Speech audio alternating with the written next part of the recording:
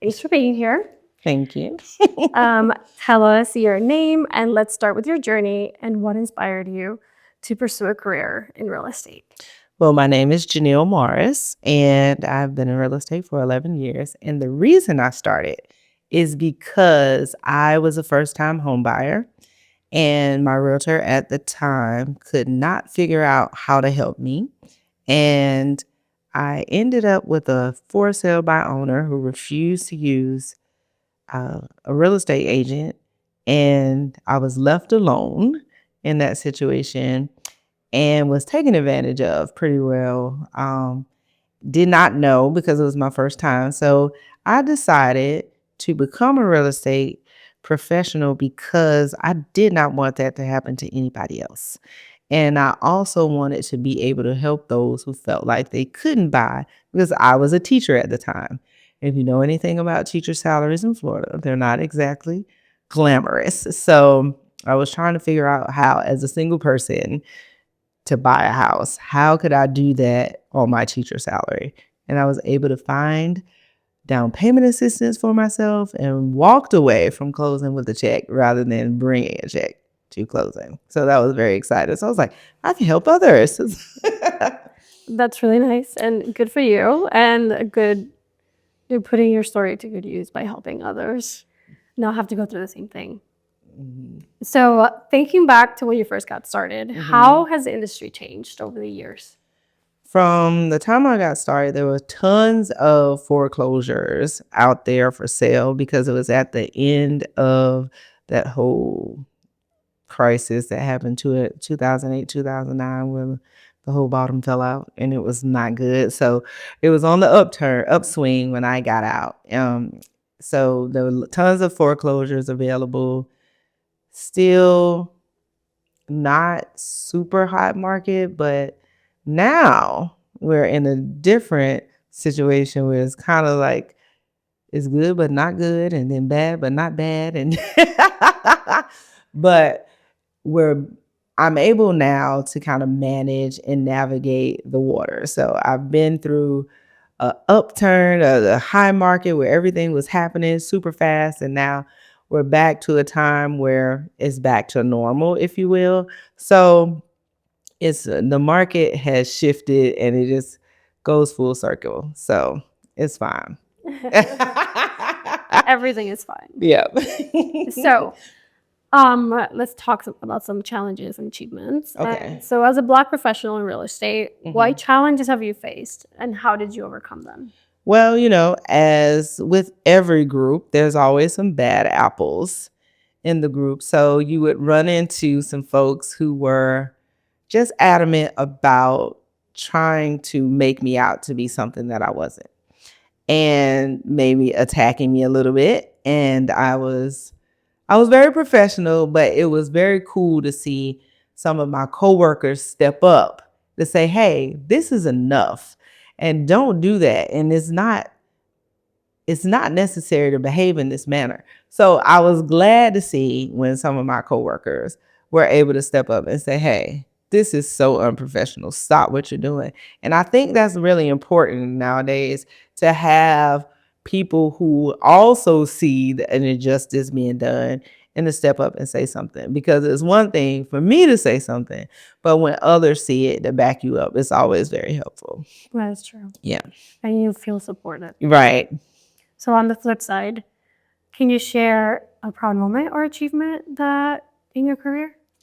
I've had a few proud moments, but the one thing that stands out the most is every time we find the one, or we get the house clothes that they thought they couldn't sell.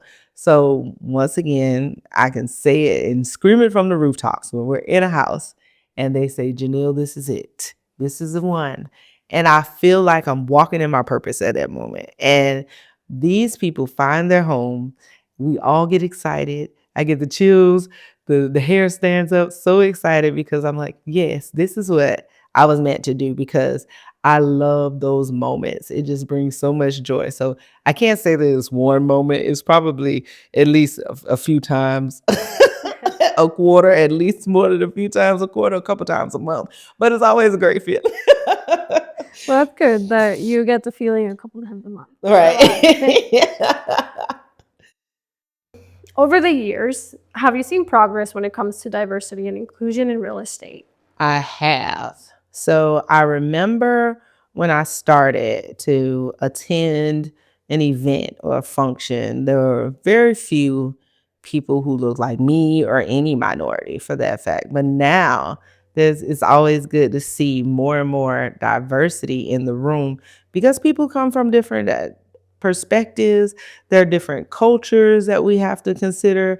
And so I think that it's great to see it now because there's so many different types of folks. We have Asian Americans, Latinos, African Americans, just people literally from Africa who are Americans as well. And so it's really great to see that diaspora of all of those cultures just melting in together because we have different things and different respects, especially with older older family members and how we care for them, or different ways that we greet different things culturally that works better for others. So it's always good to see the diversity in the room. Yeah, I feel like everybody can bring something different. Right. Everything can bring something to the table. Um, so why do you think representation in real estate is so important, not just for agents, but for buyers and sellers as well? Hmm.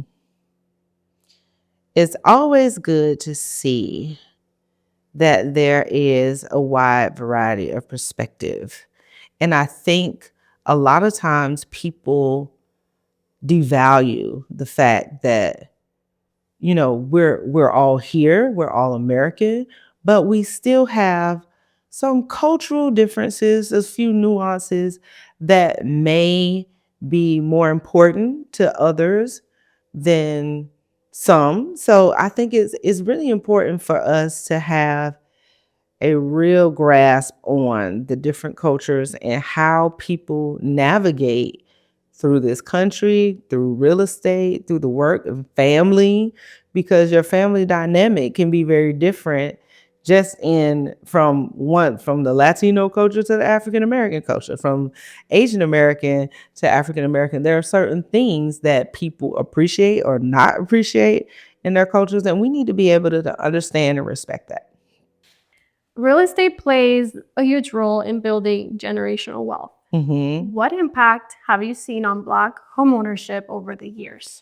So originally, what I have noticed growing up, that everybody always stayed in the same house their entire lives and never moved. They built all of this equity and maybe would add on to the house, but not leave the house. So now we see more and more people who are willing to move. And when you sell your home and you're able to walk away with $100,000, $70,000, whatever, that changes the game for a lot of people. They can walk into the next house virtually debt free from everything that could have come along, paid off cars. And now, when you don't have debt, you have the opportunity to build wealth. So I'm so excited to see more people, Gen X, millennials, are willing to go ahead, buy the home, sell the home, and keep it moving because it's just a house. You can get another one. I love that.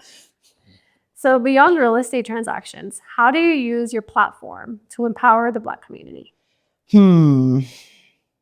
I always talk about God. I keep him first. And I like to be positive.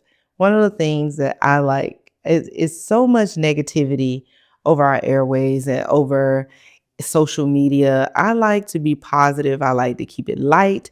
I want to bring joy to anybody who comes along my page. You either will laugh or you will at least chuckle.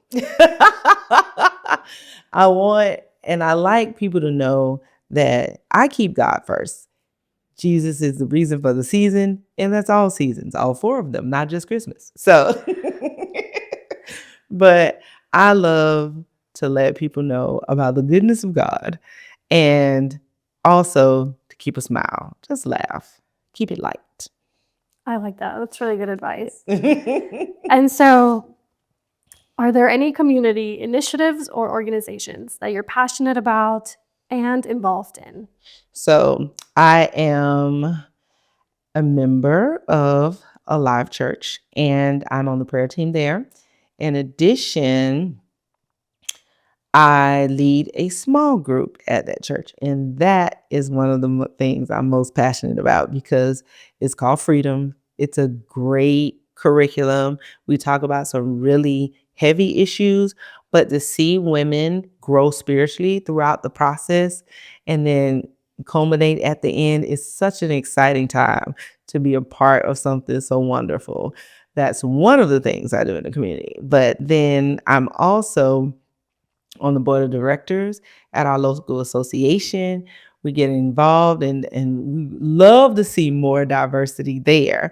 But I'm on the board of directors there. I'm also the vice chair of the Alachua County Housing Finance Advisory Board. It's a big, long name, but we talk about different things as far as what we can do to make housing affordable in Gainesville.